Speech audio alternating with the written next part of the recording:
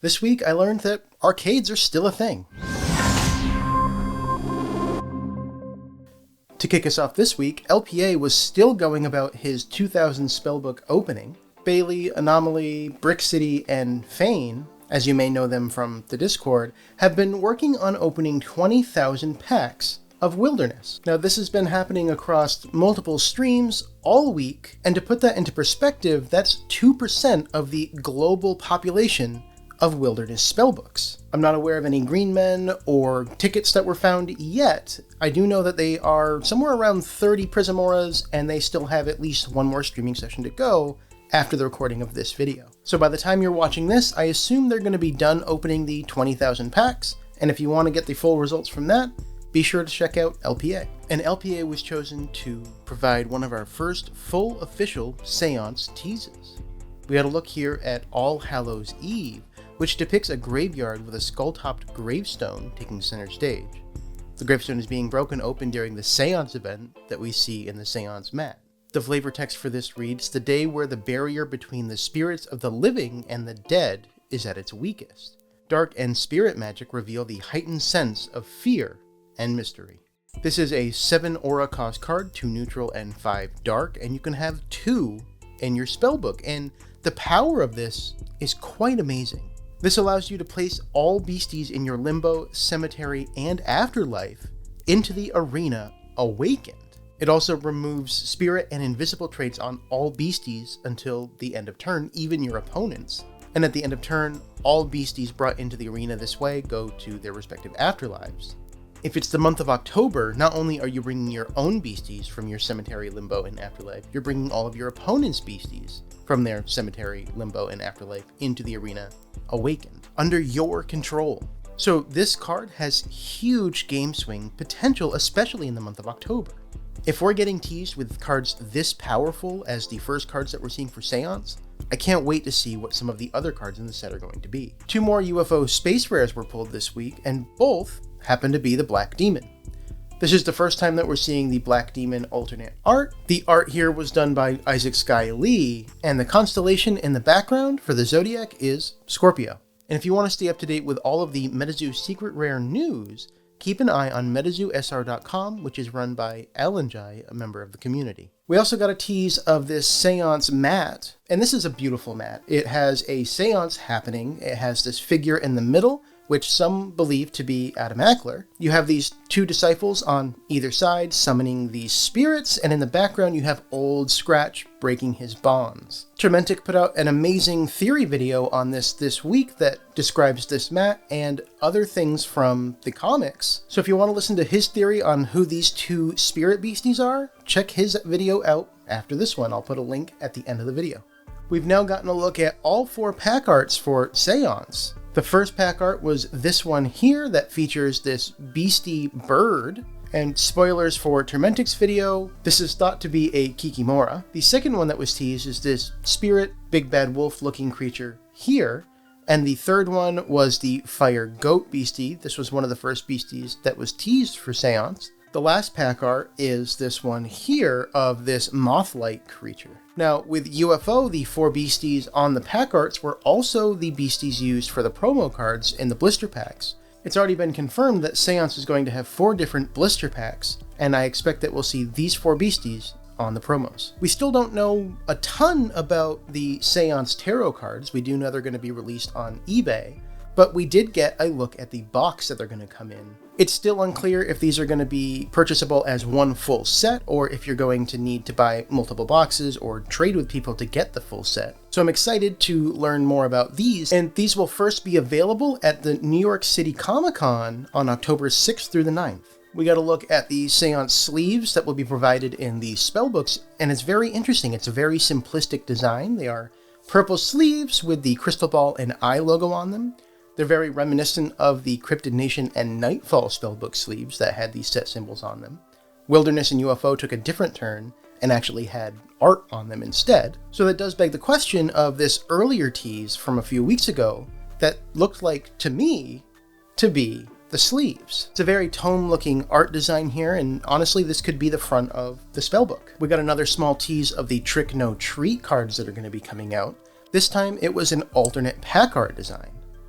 The fact that we're seeing this second probably means that this is the finalized pack art, and the only difference here is that instead of a Loveland Frogman wearing a Bunnyman suit, you have a Loveland Frogman wearing a Mothman suit. Now this does make sense, that way you're not doubling up on the Bunnyman and the pack art, so this is likely the final art that we're going to see for the Trick No Treat packs. We still do not have a date on when these are going to be available to us, but I do expect late September, early October, to give us time to order them and get them in before Halloween. There was a small mention from Mike about doing active player promos, so you'd have to be active on the MetaZoo Play Network to get this promo, and it's a really interesting idea. It rewards players for actively being a part of the player community, and I imagine this is going to be slightly different than a participation medal, because the participation medals are only going to be at events that have 25 or more people. We know this because of the announcement last week about the first, second, and third place promotions. That also includes the participation medals. So this would be a great way to reward players for being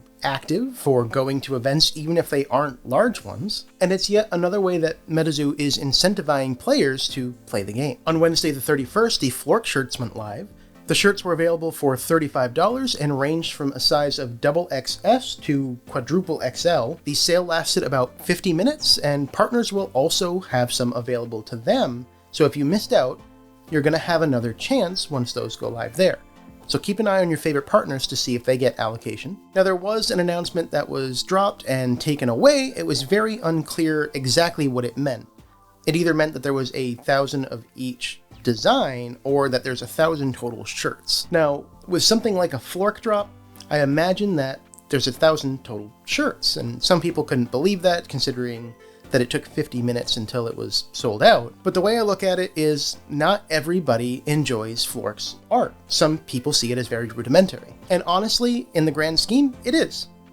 But it's by design. The way I look at Flork's artwork is it's very similar to when a good actor has to do bad acting. A bad actor doing bad acting is just a bad actor. A good actor doing bad acting is amazing acting.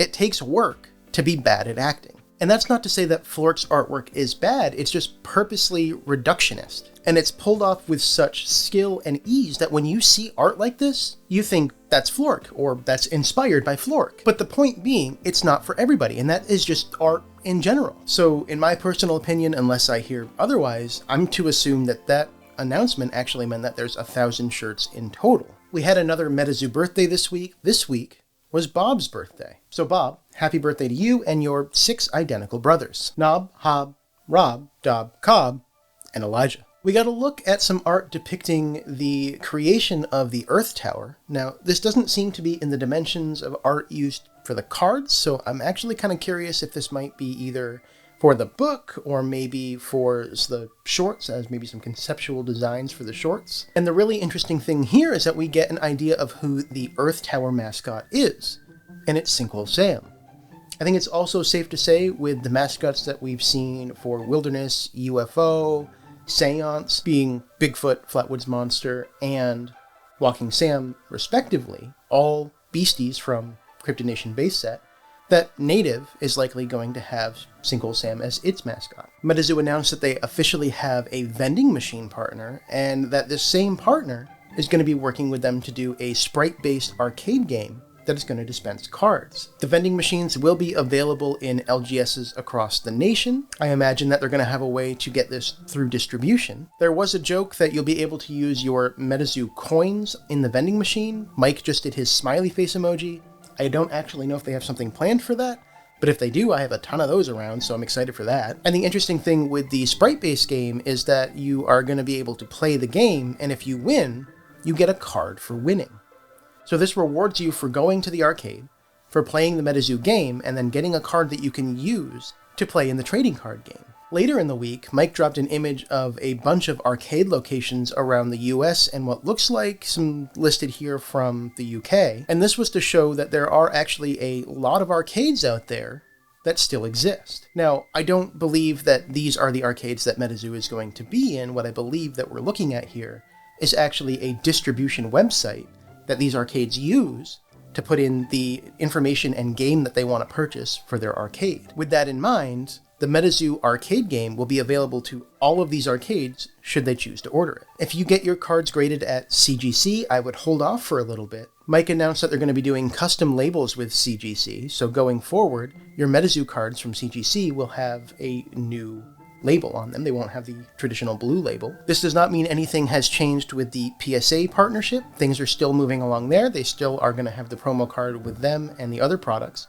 So don't worry about the relationship there. But this does give another incentive to go with CGC. I actually just got my first ever CGC slab from LPA. I won it on his stream when he was opening 20,000 packs.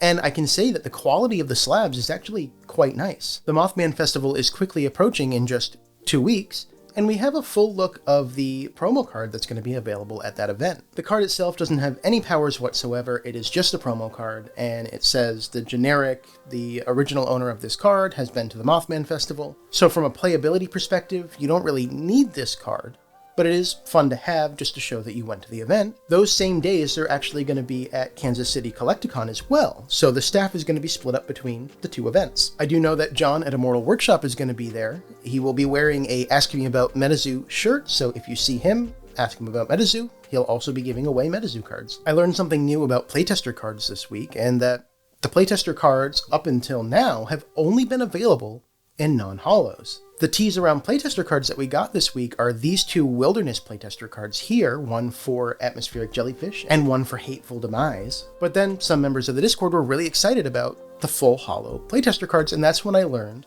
that playtester cards up until this point have not been available in holo form. Shortly after that, they also teased the UFO playtester card. This one is not holo, it's the Robo Flowers, but it is showing that the UFO playtester cards theoretically are off the printers. When playtesting, the playtesters are actually not using physical cards, they're using Tabletop Simulator, and that allows for any changes to the cards that need to happen from playtesting to be instantaneous. As a reward for playtesting, they get sent these playtester cards. And another interesting tidbit that I found out this week from studying for an MZO exam is that playtester cards are actually legal to play in the game. The only cards specifically that can't be played that are MetaZoo cards are sample cards. While I'm on that subject, I am studying for the MZO exam.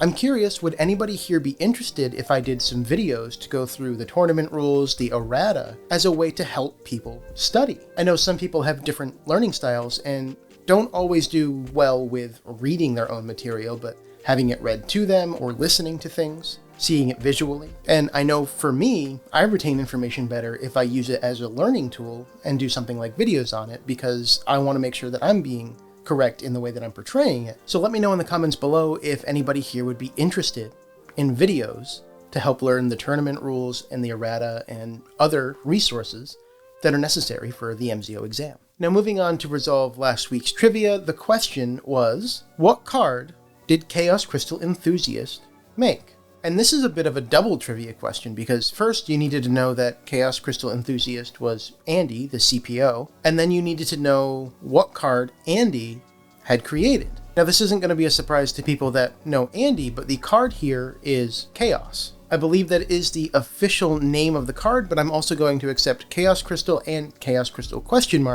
This was from the MetaPoo set, and the crystal was crossed out with a red pen and a question mark was added by red ink. Everybody who got that correct is on the spin wheel here. We're going to give this a spin and we're going to figure out who won this week's gift card for $15 to Immortal Workshop. And the winner is Rockman Dude. For this week's trivia question, I'd like you to answer what was the first card that was released with Afton's art. Leave your answer in the comments below and you are eligible for next week's gift card to Immortal Workshop. And now for our top story. Now, we haven't gotten a lot more detail on Salem yet. There are 2 new things that have been officially confirmed. The first confirmation was from this image here stating that more details will be available tomorrow. But the logo used here for Salem is the logo that Salem, Massachusetts uses for its tourism. Up until this point, everything had been referred to as Salem, but not confirmed what state. It was assumed Salem, Massachusetts because of the witch trials, but that announcement solidifies that. The only other information that we have is October 29th. So there are some questions around that. Cool. The Seance event is going to happen on the 29th, But does that mean there's going to be some stuff on the evening of the 28th or maybe the 30th as well? When we look back at Roswell, it was a Friday night to Saturday morning event. So if you're planning to go to Salem, I would expect to book a little bit longer trip than just the 29th, just in case, especially for that time of the year. If something isn't happening on the 28th or the 30th, there's still a lot of sightseeing to do in Salem. Now, please be aware, I am from the area. I'm about an hour and a half away from Salem. It is an incredibly busy place that weekend, right before Halloween. So if you're going to be driving into Salem for the event, expect delays. I know coming from the north, there's a bridge that takes hours to get across in that season. The other information we can glean from October 29th being the Salem event is that Seance will officially release on the 28th. That's what we saw with Roswell. Roswell happened the day after UFO officially launched. Knowing what we know from the UFO release, that also means that you can expect to start being able to pre-order from partners on the second week of October. Well, that's all I had to cover for today. If you want to check out that video from Termentic that talks about the Key of Solomon and the playmat and his theories there, you can check that out right over there. And last week's update got drowned out by a bunch of shorts that I dropped, so if you didn't catch that, you can catch that right here. Thank you for watching, and I'll catch you in the next one.